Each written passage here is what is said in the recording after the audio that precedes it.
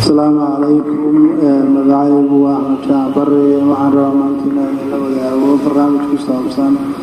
حق سوشيال ميديا بالشغل معناتها استعمال سوسي خلدان وحصابة سوشيال ميديا هذين نقولنا تيك توك هذين نقولنا كلاب هاوس هذين نقولنا واتساب فيسبوك سناب شات يواد وبدان marka aragtay sida ay bulshada Soomaaliyeed uga faa'iideysatay xag marka positive loo eego aad bay u wanaagsan tahay laakiin waxa moodaa sanadahan dambe inay soo badanayaan dadka xagga negative-ka u adeegsada adarkaysa dad badan oo furtay YouTube waxay rabaan in ay dadka ku madadaaliyaan kuwaasi waa kuwa xagga positive-ka markaan ka eegno kuwa jira cilmiga ku soo gudbiya kuwaasi iyo kuwa dhammaan ugu talagalay in ay ku soo gudbiyaan qisooyinka sheekooyinka kuwaasi dadaalkooda oo ka amaanan yihiin laakiin waxaa jira kuwa kale oo kuwaasi farsigooda ah oo mar walba raba inay isku soo qaawiyaan ama jirkooda ay YouTube soo dhigaan iyo subscribe ku helaan waxaad arkaysaa dad waaweyn oo soo fariisanaya madasha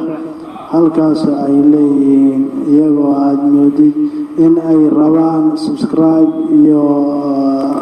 like iyo share waxay ku leeyihiin si share kale walaalo like iyo subscribe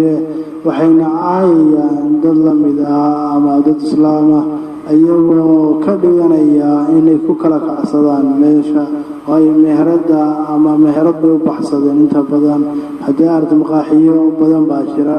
oo qofka bini'aadamka hadduu soo galo wax nafaca uusan ka helay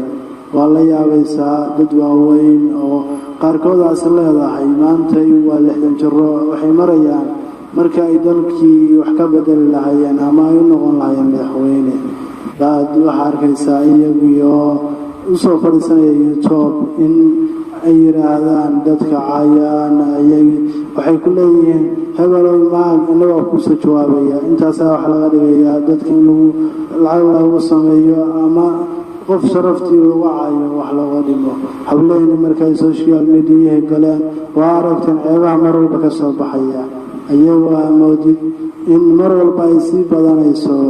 habka social media ay u galayaan hableena aad baan uga xumahay